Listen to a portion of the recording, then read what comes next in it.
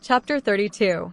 Throughout the night, I'd been diligently dodging the impending conversation, but Valentin clung to me like a persistent shadow, making it impossible to evade. Reluctantly, we trudged back to the apartment, and I found myself confronted by my own pint-sized alpha. It was an unnerving realization to feel a tinge of fear towards my own son, yet his commanding presence was undeniable. Throughout the day, as I went about my tasks in the hotel, I noticed the sideways glances directed at him, confirming what I had been trying to ignore. He was unmistakably an alpha child. Even Zelda, usually composed, seemed on edge around him. As soon as our workday concluded, she hastily excused herself, leaving me alone to confront my seething son. Valentin's anger was palpable as he stormed into the room, slamming the door behind him. This display of temper was unfamiliar. He had never been one to throw tantrums, even as a toddler. Despite his simmering rage, he managed to hold his tongue while I wrapped up our tasks for the day. Exhausted, I sank into a chair, hoping for a moment of respite, but his intense gaze followed me relentlessly. The officer's slip-up had revealed too much in front of him, shattering the fragile illusion I had desperately tried to maintain. "You lied to me," Valentin states sternly as I flick on the kettle. With the intention of making him hot chocolate, I reach for 2 mugs from the cupboard, but he abruptly smacks my hands away, causing the mugs to crash onto the ground, shattering into pieces at my feet. Suppressing a sigh, I bite my lip, trying to maintain composure in the face of his outburst. His anger is evident, but his actions are unnecessary. "Enough," I snap, meeting his glare head-on. "You lied," he accuses, his voice tinged with a growl that catches me off guard. "I did not lie. I simply withheld certain information." I defend myself. "You said my father wasn't your mate. You said he didn't live in the city," he retorts, his tone accusatory. "I never explicitly said he didn't live here. You just assumed as much, and I didn't correct you." I clarify, my tone firm but tinged with regret. "I hate you," Valentin snarls, his eyes welling with tears. His words strike me like a physical blow, igniting a surge of guilt within me. "Valentin, you don't understand. It's not safe for you to know him," I plead, desperation creeping into my voice. "Why?" "Because I despise the way they brand you a rogue whore. It sickens me to witness how they segregate us, how their gazes judge you because we're not part of their pack, because you don't conform to their ideals of having a mate," Valentin says bitterly, his resentment palpable. "We don't need him. I don't need him. We do fine on our own," I insist, attempting to offer reassurance as I reach out to place a comforting hand on his shoulder. "I understand you may not see him as a suitable partner, but to me, he's my father." I refuse to be labeled as the illegitimate child of a woman scorned, enduring the same disdain society throws your way. "All I want is to have my father by my side." Valentin's voice cracks with emotion as tears stream down his cheeks. His words cut deep, each one like a dagger to my heart. The weight of his resentment, the burden of the labels society has placed upon us, it's all too much to bear. The realization that my own son is ashamed of how people perceive us is a heavy blow, one that fills me with a profound sense of shame. For the first time in a long while, I find myself unable to defend the title that has been unjustly bestowed upon me. I run a trembling hand down my face, searching desperately for the right words to explain. "Well, you can't have him, I start to respond, but Valentin interrupts me abruptly. "Does he know about me?" His voice is shaky, his eyes brimming with tears. I reach out to comfort him once more, but he pulls away. "Does my dad know I exist?" he repeats, his tone pleading. As I said, "Valentin, it isn't safe." I try to deflect, hoping to protect him from the truth. "For you or for me?" he presses, his gaze piercing. This sudden display of insight and understanding catches me off guard.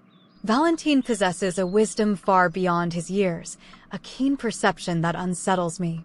He's more aware, more astute than I ever realized, and it fills me with a mixture of pride and concern. "He doesn't, does he? Was everything you said a lie? What about your family?" Valentin's voice trembles with a mix of hurt and confusion. I exhale heavily, feeling the weight of his words pressing down on me. My family disowned me when they found out I was pregnant with you. They cast me aside because I was considered a rogue whore. But the officer, he said this Brian was your mate, that I looked like him. Valentin persists, his eyes searching mine for answers. Why did Brian choose this moment to complicate things further, with my son bearing witness to it all? Alpha Brian is your father. He is also my mate, I confess, finally revealing the truth that I had kept hidden for so long. Then why isn't it safe? He has a pack. We could be a real family, Valentin insists, his voice tinged with desperation. We are a real family, Valentin. We don't need him to define us, I counter, trying to reassure him. We have Zelda, Macy, and everyone else here who cares about us. It's not the same, he protests vehemently. It is. How do you know it would be any different? I reason, hoping to calm him down. It's not, he screams, his frustration boiling over. Sometimes family isn't what you expect it to be. Valentin, I begin, my voice tinged with sadness. My family doesn't want me. They don't want you. But we have people here who are family to us. They want us. And my father? Would he want me if he knew about me? Does he want you? Valentin's voice cracks with emotion as he seeks answers. I lower my head, feeling the weight of his questions bearing down on me. It's not safe, I repeat, unable to offer a more satisfying explanation. Why? Valentin's frustration boils over, his face turning red with anger as he demands answers. Because he will take you from me. I yell back at Valentin, my frustration and fear bubbling to the surface. Jane, Zelda's voice interrupts our heated exchange as she steps into the room, her eyes widening in concern. She gestures towards the door, silently urging me to regain control of my emotions. I hadn't realized how angry I had become until Zelda's intervention. Glancing at Valentin, I see fear reflected in his eyes for the first time. Horrified by my loss of control, I glance down to see my claws protruding involuntarily. Zelda gently pulls Valentin away from me, offering him the comfort that I should be providing. Go! Run it off, Jane, she instructs, her voice firm yet compassionate. Feeling ashamed and remorseful, I watch as Valentin rushes off to his room, leaving me to grapple with the consequences of my outburst. Valentin! I call out desperately as he retreats to his room, but Zelda firmly grasps both of my arms, pulling me back. Go, calm down, she advises, her tone gentle but firm. You can talk to Valentin tomorrow when everyone is more level-headed. Reluctantly, I nod, realizing that she's right.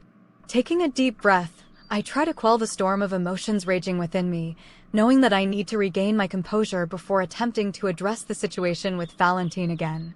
With a heavy heart, I turn away and head towards my own room, hoping that tomorrow will bring clarity and resolution to our tumultuous family dynamic.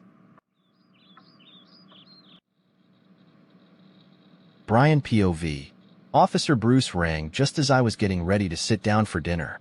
I smile as I see the phone ring, wondering how long it would take before I received an angry call from Jane, complaining about officers harassing her and her friends. Bruce, I answer. Alpha, I did what you asked, but no more. I can't do it tomorrow. And why is that? Well, for one, she threatened me with you for starters, and secondly, I don't want to ruin my chances with Zelda. Officer Bruce explains, his voice cautious. What do you mean, ruin your chances with Zelda? I press for clarification, my curiosity piqued. It turns out my son has a daughter, he admits reluctantly. She agreed to let me bring Oriana to meet her. Wait, Terrence has a daughter? I ask, taken aback by this revelation. Yes, Zelda's child is my granddaughter. I met her today when I pulled her over, Officer Bruce confirms, dropping the bombshell. I sigh, realizing that Terrence undoubtedly had some explaining to do, and he'd want to do right by Zelda and her child. That's fine, Bruce. You've done enough, I assure him. Thank you. Alpha, I can send you the tickets if you like. Officer Bruce offers. No, it's fine. I trust you, I respond before ending the call. Well, that was short-lived. I barely have a chance to set my phone down before it rings again, and I see my father's face pop up on the screen. Martin, who's been quietly stewing over his car troubles across from me, notices the incoming call and I hand him the phone. I wince as Martin answers the call with a bored tone, knowing full well he's about to spin some elaborate tale. My father's voice filters through the phone, asking for me, before Martin responds. He's indisposed at the moment, Martin replies casually. Dealing with a gastrointestinal issue. Ate something dodgy, and he's been making frequent trips to the bathroom all night. I shoot Martin a glare from across the table, silently urging him to stop, but he only smiles mischievously and continues. Yep, severe case of, runny bum. Even had a little accident in the elevator. Quite the fecal explosion. My fists clench involuntarily as Martin smirks at me, fully aware of the predicament he's just put me in. I refrain from speaking, knowing that any response will only fuel his amusement. I will be sure to pass on the message. Good night, Alpha. Martin ends the call abruptly, leaving me seething with frustration. Was that necessary? I snap at him, unable to contain my anger. Answer your own damn phone then, he retorts, unfazed by my irritation. And your father recommends GastroStop. Apparently you can get it from a chemist, he adds tauntingly, further aggravating the situation. What did he want? I inquire, trying to redirect the conversation away from my impending engagement to Amanda.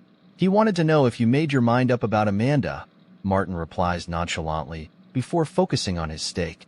The mere mention of Amanda and the pressure from my father about the marriage arrangement ignites a simmering anger within me. I refuse to be forced into a marriage I don't want, especially one that's merely a political maneuver. Bruce? Martin continues, sensing my reluctance to discuss the topic of Amanda. I shrug, feeling a pang of disappointment at Bruce's sudden change of heart. He said he won't help anymore, I admit reluctantly, realizing that I've lost a valuable ally in navigating the complexities of our current situation. So that's it. She gets away with wrecking my car? I grumble, feeling a sense of injustice at the situation. She didn't wreck your car. Besides, I am planning on heading over there tomorrow. You can come if you want, I offer, trying to diffuse the tension with a hint of optimism. Martin had been itching for a chance to confront Amanda, and I knew this opportunity would appease him.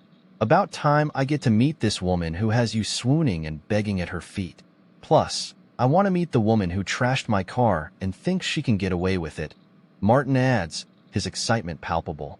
I roll my eyes at his dramatics, knowing that his presence will only add to the already tense situation. Nevertheless, I couldn't deny him the chance to finally confront Amanda and express his frustrations. Oh, she can get away with it because she is my mate, I explain, trying to convey the complexity of the situation to Martin. If you expect me not to say something to her, you are sadly mistaken. She crossed the wrong beta, Martin asserts firmly, his resolve unwavering. You do realize you are her beta too, right? I remind him, hoping to temper his aggression. Only once you mark her, he retorts, his tone tinged with skepticism. Be nice, I caution him, hoping to avoid any unnecessary conflicts during our visit. I dig into my dinner, feeling a mix of anticipation and excitement knowing that I would be seeing Amanda tomorrow. Despite the challenges and complications surrounding our relationship, I couldn't deny the thrill of being in her presence again. What do you plan on doing about your father? Martin inquires, his curiosity evident in his tone. I realize that I can't keep him in the dark any longer. It's time to confide in him about the situation with my father. Maybe tell him you found your mate, Martin suggests, offering a potential solution. I consider his words carefully, nodding in agreement. Yeah, I don't think I have a choice now, I admit honestly, knowing that addressing the issue with my father is unavoidable. All I know is I can't wait to meet her. If she has you this worked up, I bet she's a real firecracker in person. Martin laughs, trying to lighten the mood. I shoot him a glare, but he shrugs, unfazed by my disapproval. Well, she must be quite something. Who rejects an alpha, especially a rogue woman? Martin muses, shaking his head in disbelief. Any luck on her last name? I inquire, hoping for some progress in our search for information about Amanda. Nope, not really. I did find a Summers, though, but it was a maiden name, Martin replies, his expression thoughtful. Are you going to leave me in suspense, or tell me? Maybe she became rogue after a divorce? I suggest, trying to piece together Amanda's backstory.